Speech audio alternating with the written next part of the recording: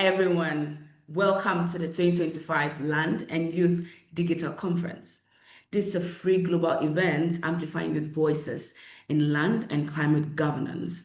My name is Betty Ajay, and I'll be your moderator for this opening Hola, plenary. bonjour à tout le monde. Je m'appelle Betty Ajay et je serai votre modératrice pour cette session d'ouverture qui s'appelle Conférence digitale 2025 pour la jeunesse et la terre. Before we begin, just a Avant de few commencer, quick housekeeping notes and rules. First of all, this session is being recorded. And secondly, if you'd like to ask any question, please use the question and answer function or the chat. We'll come to them later during the conversation. And third, interpretation is available in French, Spanish, and Portuguese. You'd find the option at the bottom of your screen. Please do well to select and choose the one that is more favorable and comfortable for you. Fourth, it's a safe space where we expect respect, inclusivity, and active listening.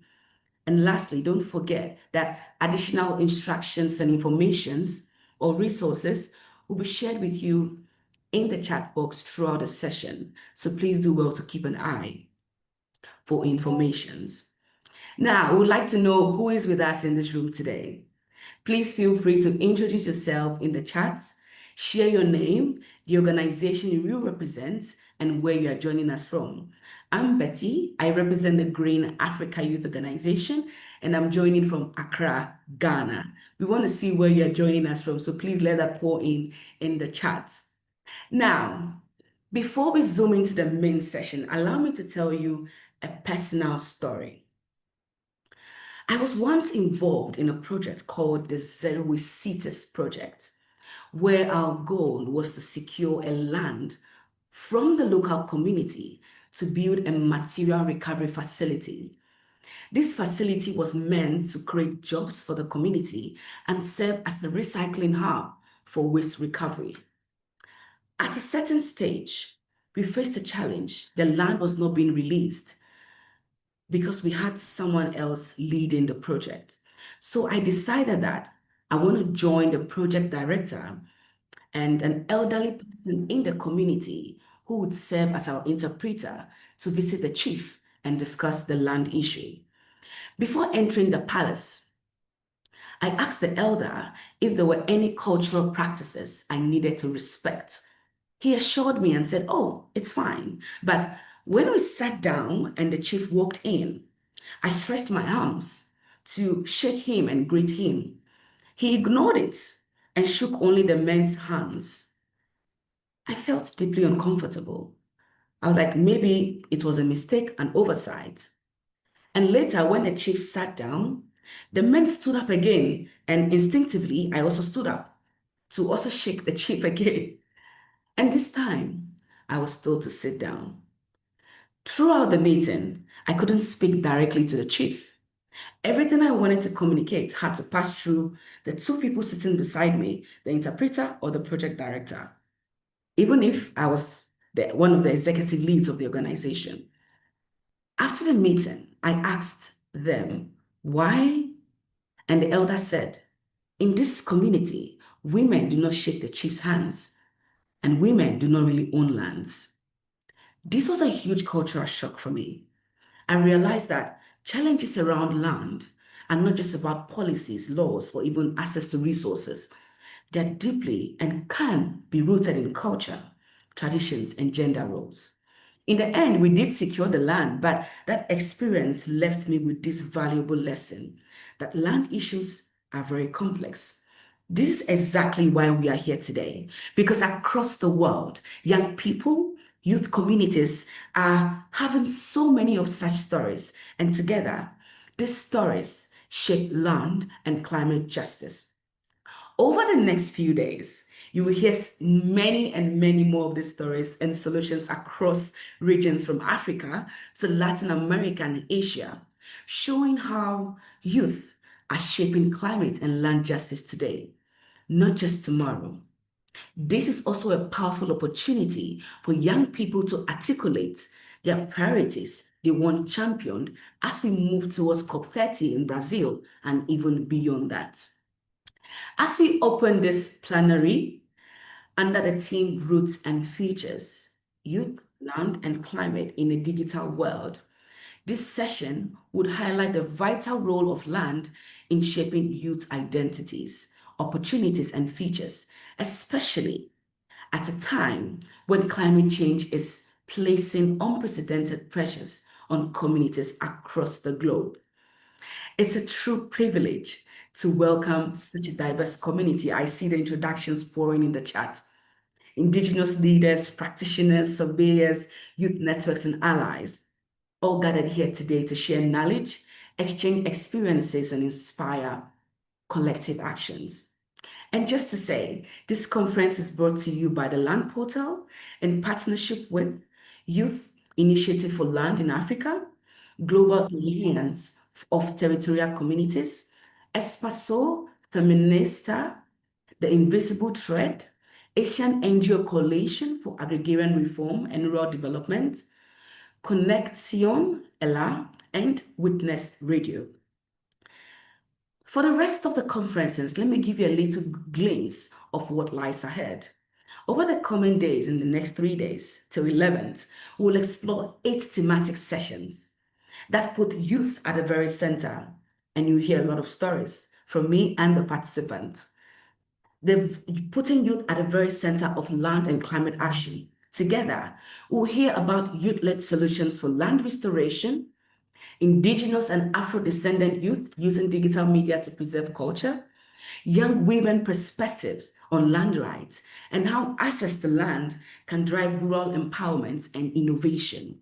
We would also address the risk faced by young land defenders, highlighting digital tools for resilience, and discuss how youth are leading the charge for land, nature, and climate justice. Therefore, to my fellow participants, this is a call for us all to engage fully, share openly, and collaborate meaningfully. Let's start by asking ourselves this question, and please do well to share with us as well. Good morning. What has your experience been with land? Please do well to put this comment in the chat. What has your experience been with land? We want to see the comment dropping in. Now, to set the ball rolling, it's a great privilege. Allow me to invite a very important person I'll miss today. He serves as the acting team leader at the Land Portal. He's a land information specialist and the programs leader with over 25 years experience in advancing open data, transparent governance, and inclusive knowledge ecosystems. He goes by the name Charles Tombeya and loves to be called Tommy. Tommy, over to you. Audience, your opening scene panel member. Thank you very much, Betty, for that passionate introduction and that passionate opening. Good morning to all the people joining us online. It is an absolute pleasure and an honor to be here and to be delivering this opening address. And I hope that I can set the right tone for the many smart and committed people that are here today. And I have to say, it's truly inspiring to see so many of you here, young researchers, activists, as well as our many partners that you have already mentioned, Betty. We are here today to explore this nexus between the youth and land. And I think we want to prioritize youth perspectives on land and place them at the center of a global conversation and find a pathway to mainstream these issues that we will discuss over the next 3 days and put those issues in international fora, including COP30 in Brazil. So why this conference? Well, I think it's clear to say that land matters. Land matters to young people, and we should all be happy that it does. Land is an economic commodity, but not only an economic commodity. It is what the Nobel laureate North calls the formal institutions of property.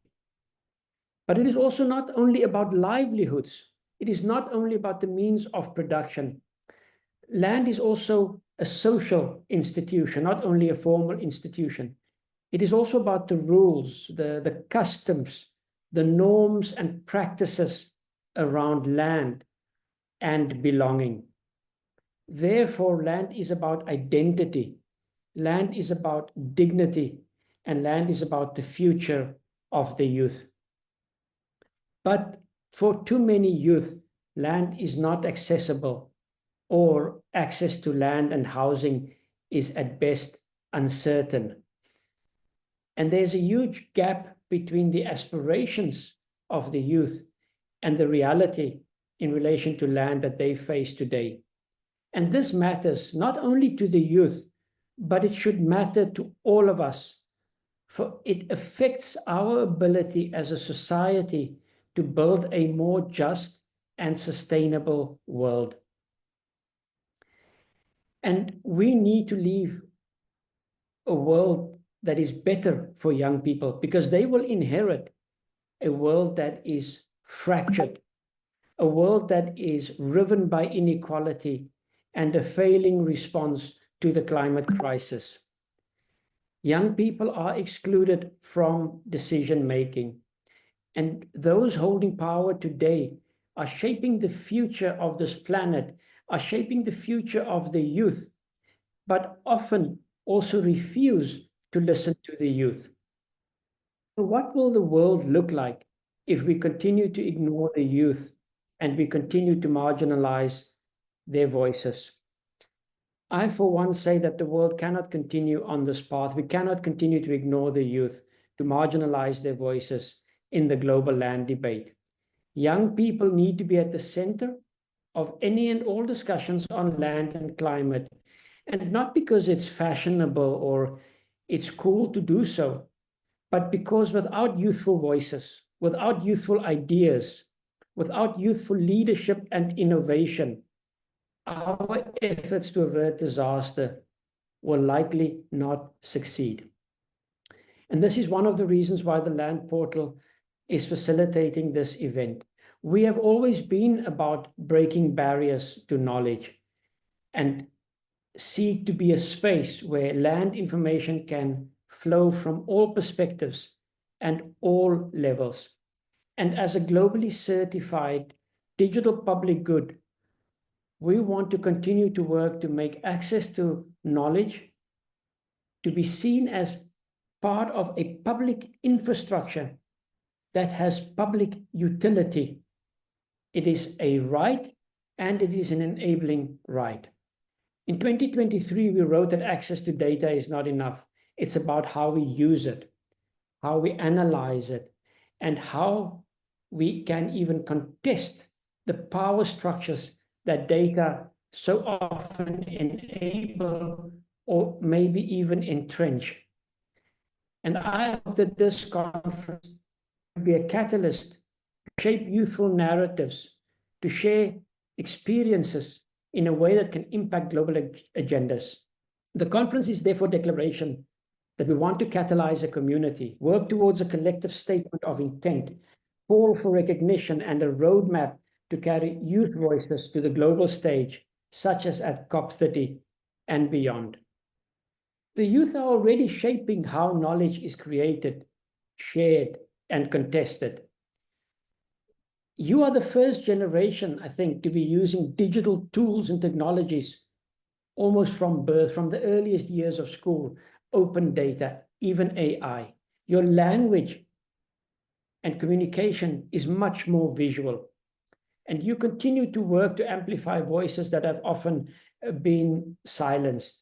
They are true global leaders from the youth. You are showing us new ways to engage with information, not only as static reports that are sitting on shelves, but as living knowledge that can drive accountability, that can fuel storytelling, and that can build movements. And I think that is why this conference matters. It is an opportunity for the youth to speak, to listen, to amplify, and to learn. And together we will try and explore these tough questions. Questions such as, what does land mean for youth identity? in a world where mobility, displacement, violence, and insecurity are growing?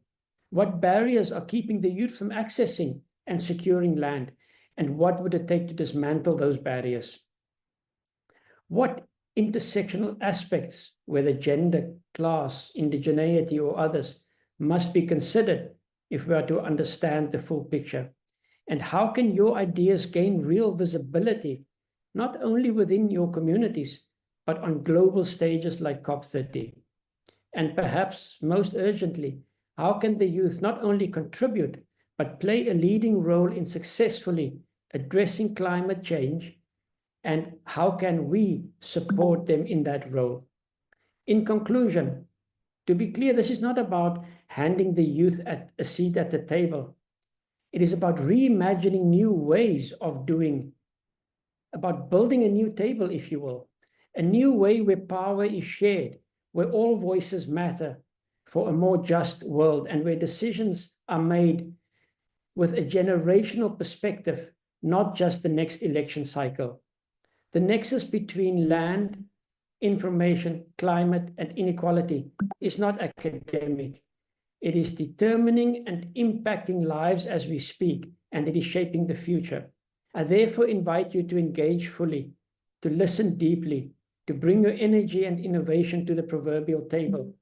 And together we can ensure that youth are not just participants in the global land and climate agenda, but leaders and change makers that can shape the present and alter the future. I thank you. Wow, thank you so much, Tommy. That was really brilliant. Indeed, young people, we have to build our own table. And yes, land matters. It matters for dignity, it matters for belonging, it matters for livelihood, and it matters for the future.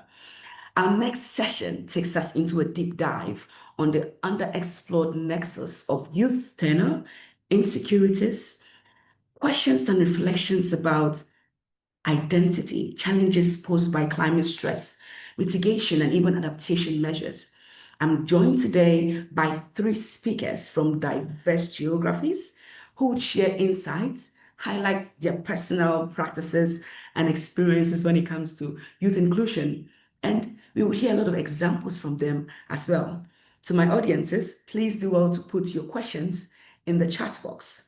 We would read them out to the speakers as the conversation unfolds. Now, allow me to introduce my speakers. With me today, we have Jaylin Diogade. She's a Philippines. She's someone from the Philippines.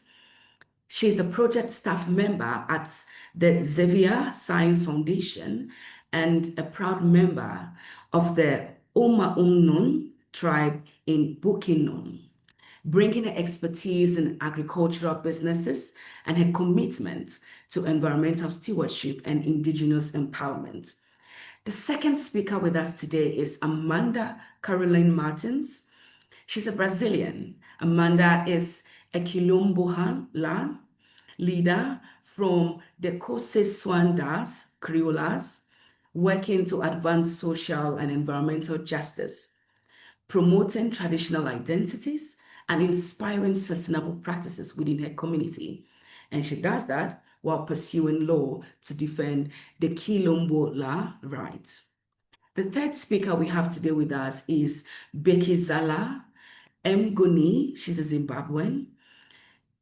Bekizala is a research intern at the Transparency International with a background in journalism and media, and she's dedicated to amplifying youth voices, advancing land rights, and tackling issues of transparency and social justice.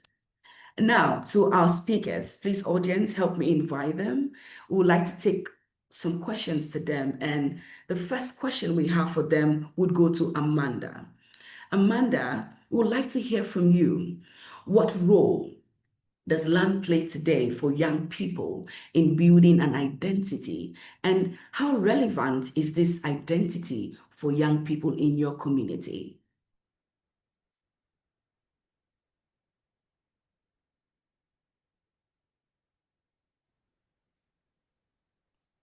Good morning. To speak about land For us, land is not just a place where we have our crops, is where our roots are buried, where we live, where our wisdom is where our dreams are born. The Quilombola youth builds their identity from their direct relationship with the land, with the territory. Our land teaches us from always values like collectivity, respect, the care and resistance. I grew up learning that land has their own time, has memory, has their voice. And without her, we lose our history.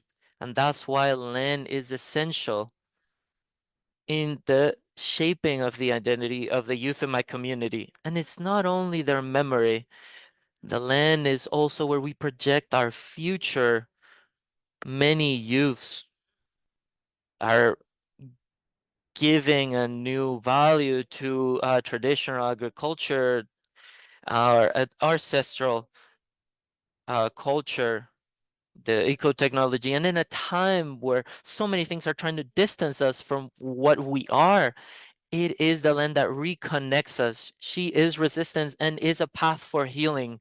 So our relationship with the territory, it's a historical relationship, an emotional relationship. It's there that our centers are buried, where traditional knowledge is transmitted generation through generation, is shared generation by generation.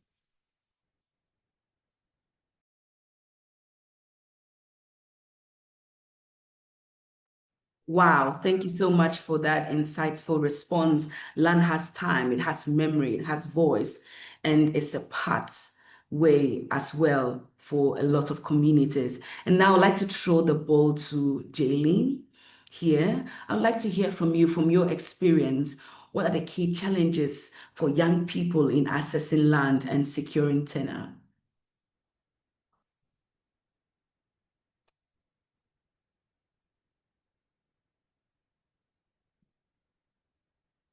Jaylene, if you're talking, you're muted, please. Great.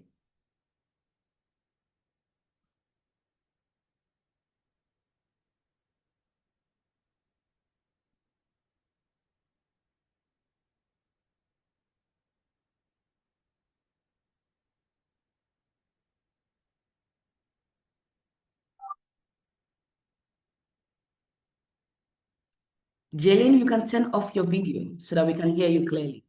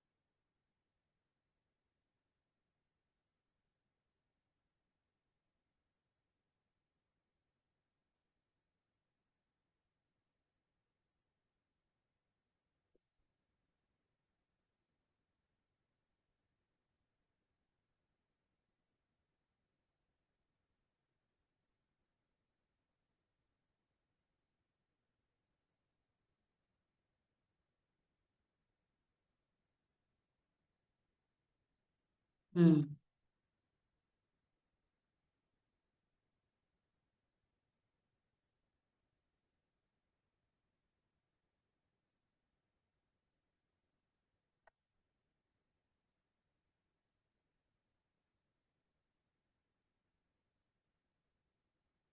Wow, thank you so much, Jaylene. Yes, despite all these challenges, young people are still standing up and they are still doing unimaginable things in their communities. Now, I just want to pass it down to Becca Zella, talking about governance with someone like you who have experience in policies.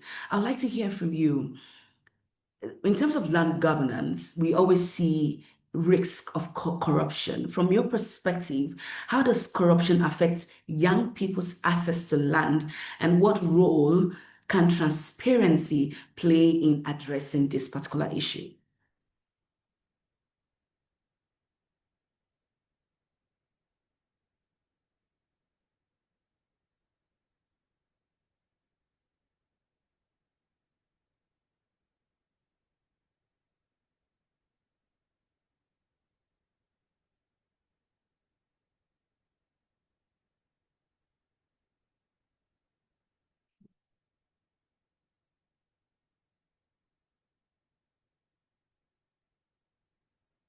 Bekazela, you're muted, so please unmute. Great.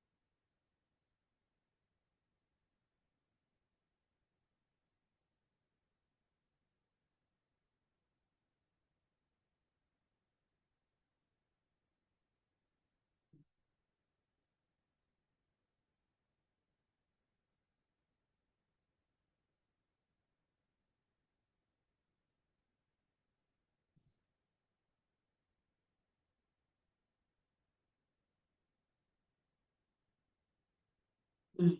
Wow, thank you so much, Bekazela, for that. Indeed, young people are going through a lot and talking about patriarchy and talking about we not understanding what it is. Information flow. I believe that's the reason why such conferences are very, very important. Still talking about challenges, allow me to bring in Diana from the Land Portal as well.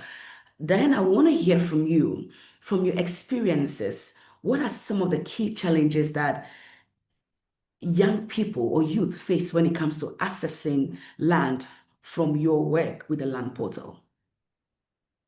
Thank you very much, Betty, for having us and moderating this session excellently. When I look at challenges and And this is through the experience of work we've been doing. I try to divide the youth in like two groups. We have the rural youth and we also have the people who are coming up in urban setups. And in the rural, in most African setups, we find youth have access to land through inheritance. And sometimes there's also discrimination of both the young male and the young female. Not going into details to that, but sometimes the challenges to access to land go just beyond accessing it, but what are you using it to make yourself, to have a better life for yourself? So we find that young people, for example, you have a half an acre of land, for example, you want to do agriculture, feed your family, but you are not having access to the right markets, access to the right opportunities to produce whatever you are producing so that you can maybe sell surplus and get income for your family. So this young person, for example, has access but doesn't have access to the right system to utilize this land into better opportunities. And this person then again moves to the urban areas in search of better opportunities. We are seeing across Africa, and I'm expecting also in other regions that most of our cities, majority of the population is crowded in the informal settlement and in the peri-urban, because that is where young people can afford housing, can afford a small shed for your small car wash, you can afford a small shed for your flower garden so that you can sell the seedlings to whomever is buying. I think this is a common characteristics in all of our cities. So most of the young people are now in the informal settlements where the government doesn't have proper system to support this creativity that these young people are coming up with. So sometimes you find they're always in conflict with the local authority, the city council, yet they have access, but not in a more structured or a legal way. I don't want to use legal. They don't have an agreement with the governing system to access this land. Do these people have ideas to change or to utilize this land properly? Yes. And then the access turns from being just not access to livelihoods, but also it goes now to the issue of land degradation because of improper use. So sometimes we have access, but we don't have the proper systems to use this land to be of good for us. Gonna pause there. Yeah. Wow, thank you so much, Diana. From your conversation, I'm hearing a lot on access, a lot on recognition, which is very, very important. And the reason why I want to pass the ball now to Jaylene. Jaylene, I want to hear from you what you think about these two key words, visibility, recognition. How can youth abilities gain more visibility and recognition, both within their communities, internationally, and globally? And what do you think the practices of youth inclusion can be? How have you seen this reflected in your work as well? So, Jaylene, over to you.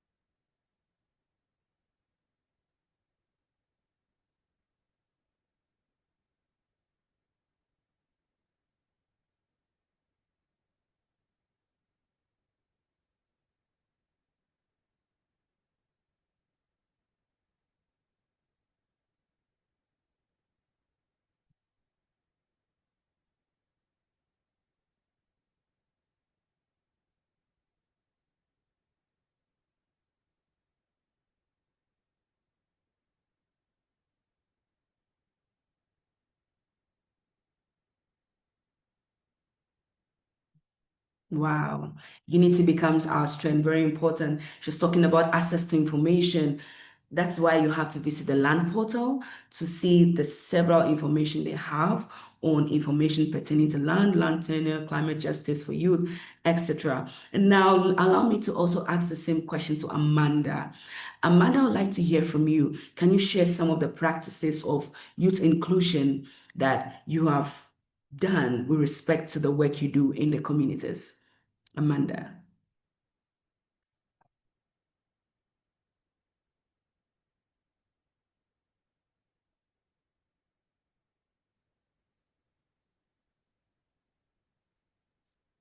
We Kalambalaya youth have We have for the sin creativity, in we have youth, we strength, have wisdom, we have strength, we have but solutions. what we But many often do times what we do is not is not recognized recognized in public or acknowledged policies. in public policies or in the society's perception. So, our example of Myself, as a sustainability, I sustainability see it agent, I every see this day. every We day. have We have young youth in people in agroecology. agroecology, in We popular have education youth and in environmental education, agroecology, in in environmental culture, education, and in culture. we are But still even not but even heard. then, we are not listened to. In a place called Conceição das Crioulas, we have tried to change In our this. We have organization, created we've been trying spaces to change for this. education and training with the elders, projects that include ancestral knowledge, and we have used digital education as a tool for speech and valuation. But the visibility we need goes beyond social networks. We need public policies that support, finance, and protect the Quilombola youth. Internationally, the acknowledgement goes through the understanding that what we do in small communities, such as taking care of a spring or protecting an original seed, is global action. Youth does not wish just to be included. We want to be heard, respected, and invited to help build joint solutions. Know about us without us, right? Wow, thank you. Know about us and with us. Thank you so much for that very interesting feedback from your end. And indeed, it's very important that young people are included when it comes to global policies. Now, let me throw this back to Diana and hear from you what you think about some of the practices for youth inclusion, respect to even what the land portal does. How have you enabled young people to be included when it comes to global policies on climate, on resilience? We want to share some of those practices with us. I think Diana. I think one of the things that comes to me in mind is actual collaboration, collaborating with civil society organization, youth-led organizations, indigenous organization, and also recognizing the data that is coming from ground up. That way we can have more informed decisions. We can inform our policies with data that is actually collected from people who are living these experiences, because with this kind of partnership, we are going to inform this policy with a lot of awareness from the people and not coming from on top and then deciding what we think these people should have. And I think one thing that is very critical for us to also remember is when, for example, when we talk about indigenous people, they have been in the forefront of the climate action before even it was becoming a cool thing. So including these voices from the young people, from the organizations that they have, and letting them educate us, I think that is one of the things that is going to soldier us forward in this course. Yeah. Wow, thank you so much. And I believe that's what the Land Portal is doing across all their work, ensuring that young people, like disadvantaged communities, are participating wholly and fully when it comes to decision making and contributing to exactly what they want to see in communities, nationally, internationally, and even beyond. Now, talking about the international and the intersectional aspect, we spoke about from the challenges to what having land really means, what land means to community. Now, I want us to look at the complexity of it, and I'm going to bring in Becca Zella here. You have a lot of experience when it comes to gender issues on land, class, or even land when it comes to indigenous ownership. I want to hear from you. How do you think these intersections, gender, class, and indigenous background play when it comes to shaping youth experiences of land? Becca Zella.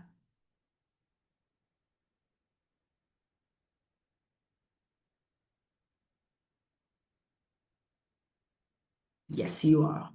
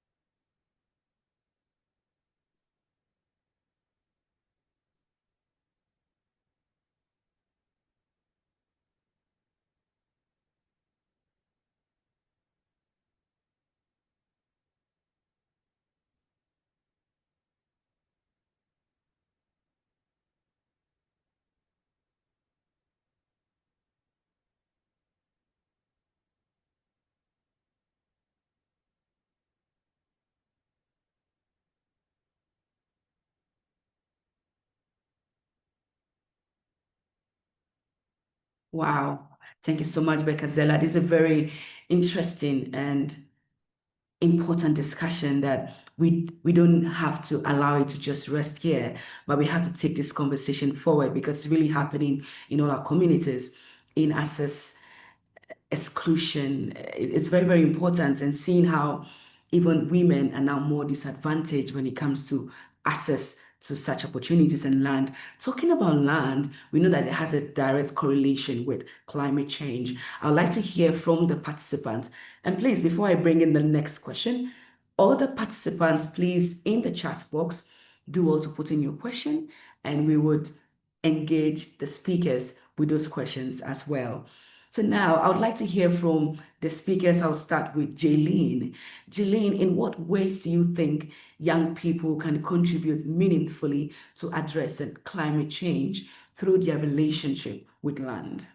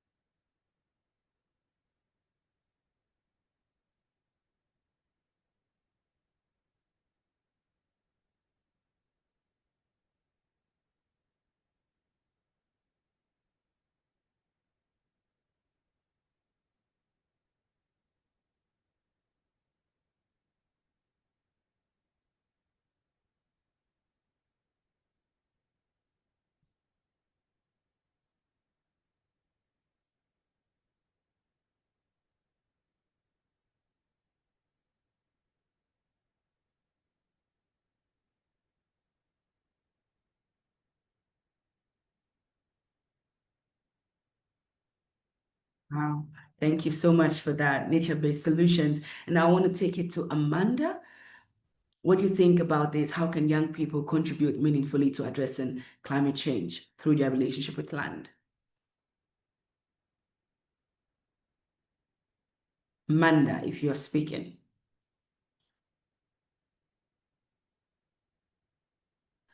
Climate change is not something distant from us. In the territories, we are feeling the effects of the drought, which are longer, the rainfall, which is scarce, the waters are drying up, and even facing such difficulties, we continue to exist as youth and sustainability agents. I see that our style of life is a concrete response to the climate crisis already. The youth in my community has been taking care of the land with responsibility. We have protected the native forests, we have replanted, reforested, we have shared traditional knowledge, we have carried out teamwork and learned with the elders how to respect the nature's cycles. This is climate action in practice, and this is why I'm saying that the Quilombola youth must be acknowledged and recognized as actors in climate action and not as victims. We are prepared to build, but we need to be given space for decision making.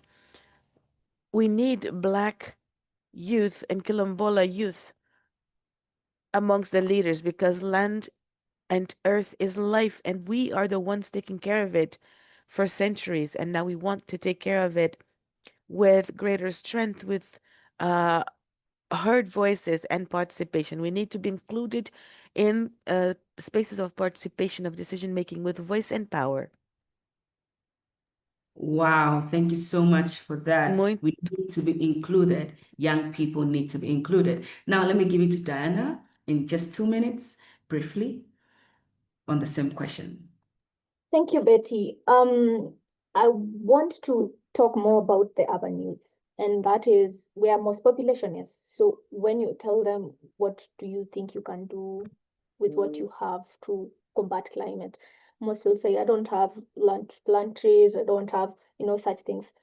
Well, I'm thinking the weapon that we have right now is to gather as much knowledge as possible and use this to be critical in the way we bring up solutions, be innovative in the opportunities that we create for ourselves, whether it's in the urban, peri-urban, or even rural. So let's say I want to start a small car wash business. How innovative can I be so that I don't, produce worse or harm the earth worse? So I think learn as much as possible, and let's try to be very critical. And the more the knowledge we gain, when the opportunity is presented for us, for example, climate financing, we know we have very groundbreaking ideas that we can use, and you can use these funds to towards the climate goal. Yeah, that's all I'll say. Thank you very much for that. And just to also take some of the questions from the chat, I'd like to pass this to Bekatzela. Would like to hear from you a question from Garcia Polanco. She asks us that what would be the best strategy to involve young people in land titling process? Do we have to be enrolled in governance or government agencies? And is it easy to find out how the process of accessing land works? With your background, I believe this question would be suited for you. Okay. Yeah. What would be the best strategy to involve young people in land titling process? Do we have to be enrolled in government agencies? And is it easy to find out how the process of assessing land works?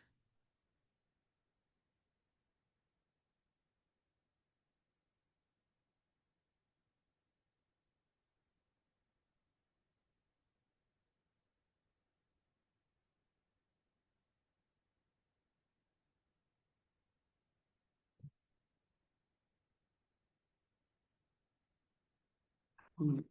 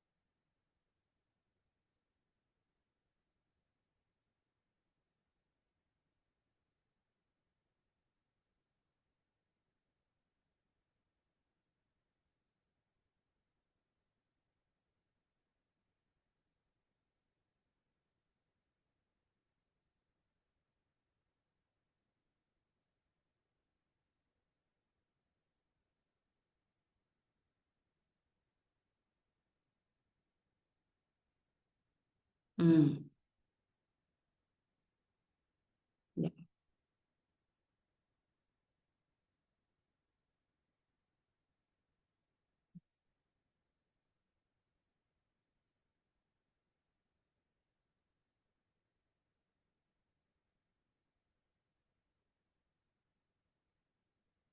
mm,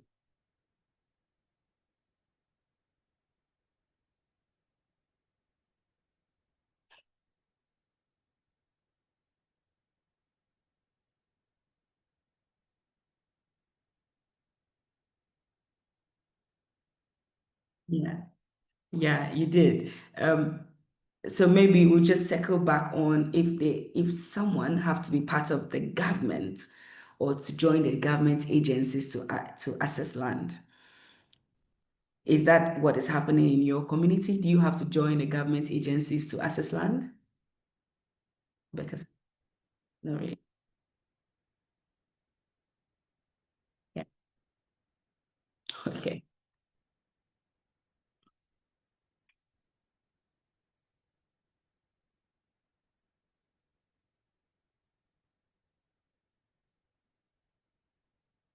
Mhm.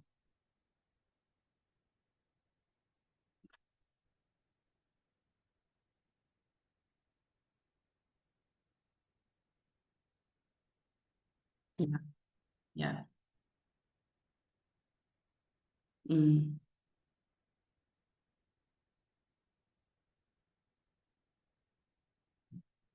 Mm. Okay. Thank you so much, Bekazela, for that. I hope we've responded to your question.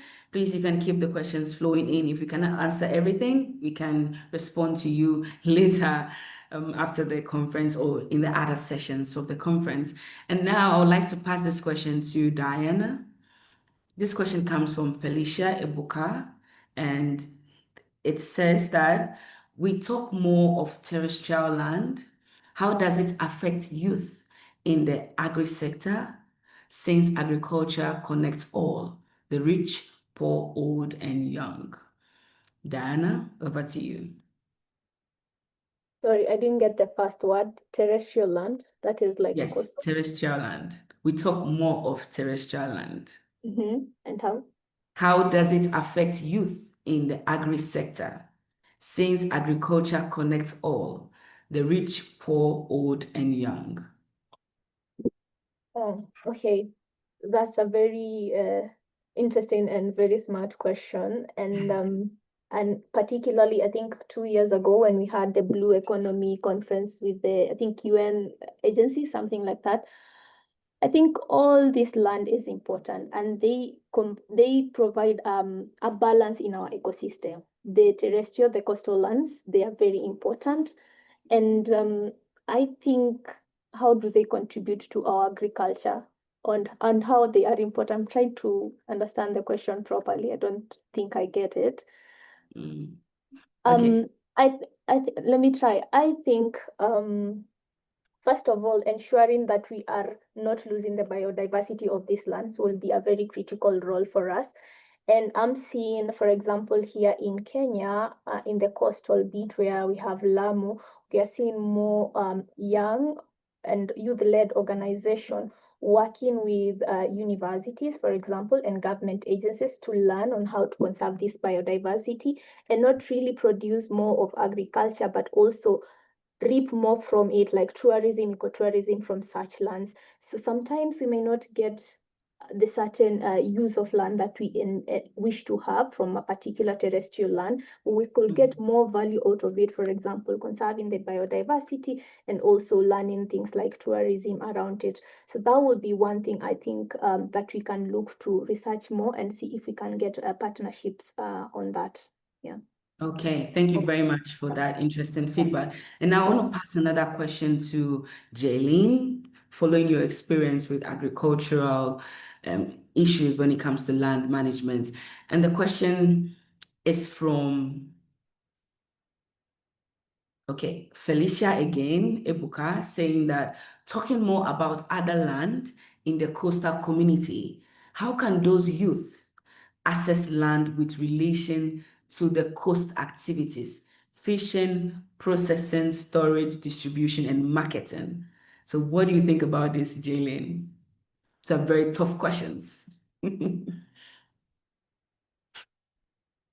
can take the question again for you, Jaylene. Talking more about other land. In the coastal community, how can those youth access land with relation to the coast activities, fishing, processing, storage, distribution, and marketing?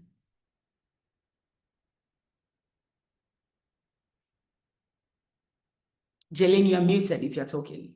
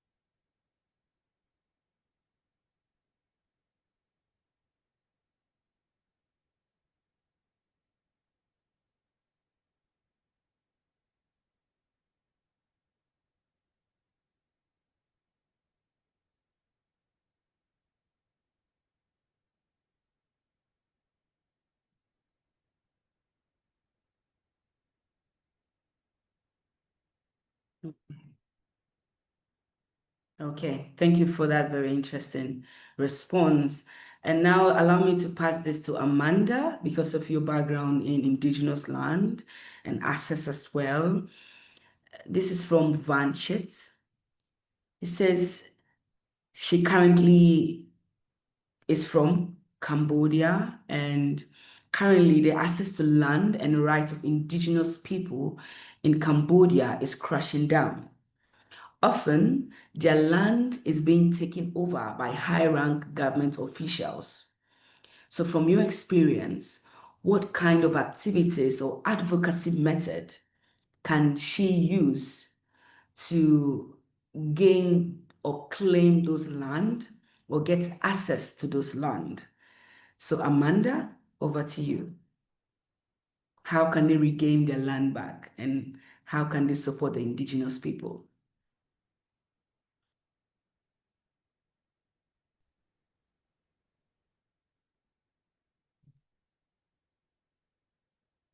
Amanda? Amanda, I think it's very important to strengthen public policies aimed at indigenous communities. I am with a Quilombola community called Conceição das Crioulas, and we have a community organization and we include the youth. And this is what can strengthen your people and help you regain your access to your lands or the rights to your lands. Legal knowledge is important. Our land titles went through a number of organized actions, going through education, mobilization of the community, strengthening of the Quilombola identity, and the use of legal tools, all the legal tools available. So when you study this in depth and try to understand your identity, it becomes easier to gain access to land Mm, and mm. to protect your territory. Wow. Okay, thank you very much for that. So it's very important for a lot of awareness on policies for that particular response. So you have to do a lot of policy advocacy. And now allow me to send this question to Becca Zella. We have someone from Ethiopia who says, in Ethiopia, land distribution historically serves as a mechanism to accommodate the older generation. However, the system was discontinued due to its negative consequences, particularly parcel fragmentation and the resulting food insecurities. As a result, the younger generation now face significant barriers to accessing land, since land transactions, especially sale, are prohibited and only use right rental agreement are permitted. Given this context, this is where the question comes in. What policy options do you think Ethiopia should consider? Becca.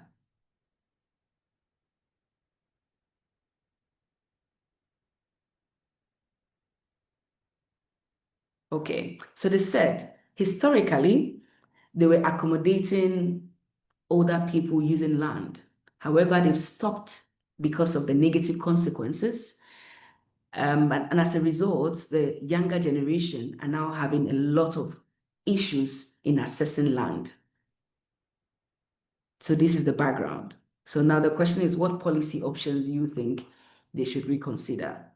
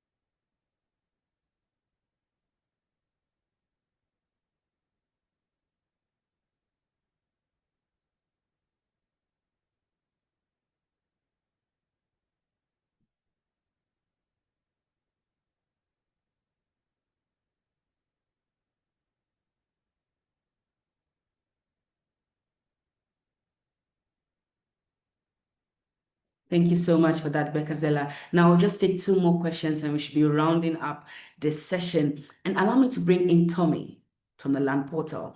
A question that was asked was, what advice would you give to a youth in the NGO sector who studied a land-related course but has not yet gotten opportunities to really practice in land and housing-related work?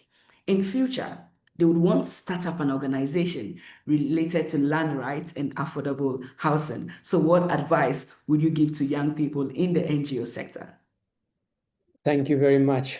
Obviously, I can't answer the question directly because it lacks, I lack so much information. But what I can say, and I used to tell this to my students at university as well, that one of the most important skills we learn at university is about the process of learning. In other words, it's not so much the contents. Of course, that is important, but the skill of learning.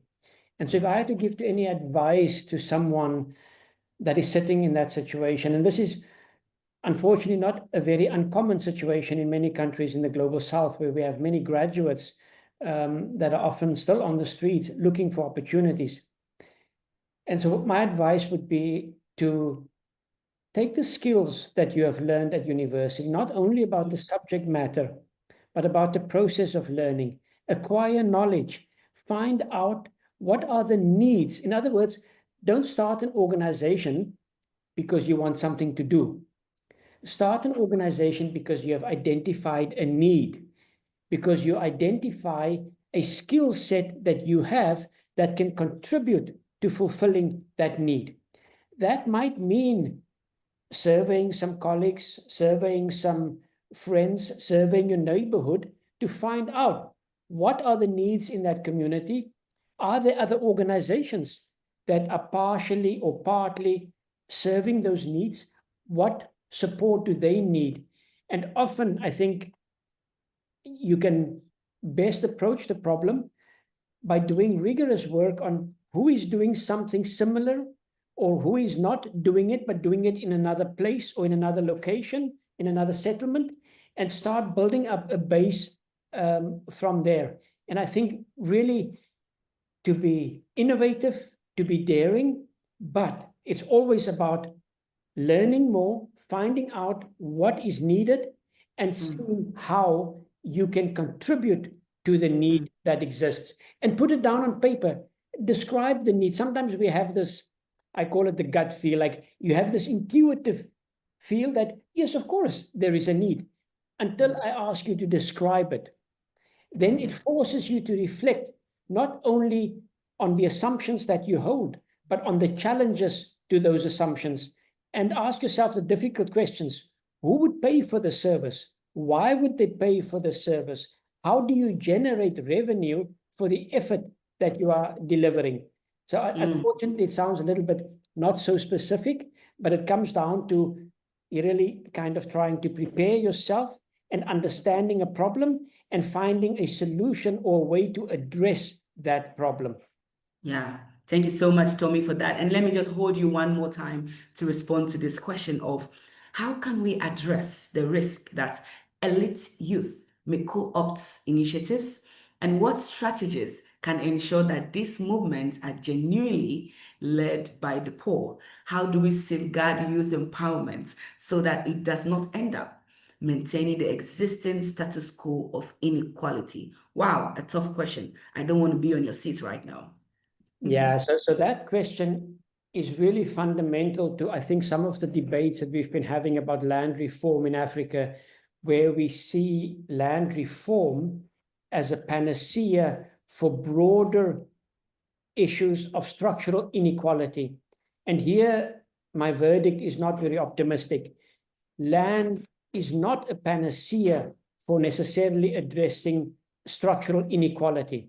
It can be one of the tools, but poverty, inequality, and the way power is utilized in our context often derives from a much broader framing of inequality that is entrenched across all sectors, whether that be fishing concessions, mining concessions, access to insider information, to start businesses in anticipation of an oil boom or in anticipation of contracts being awarded by the Department of Prison Services for uniforms.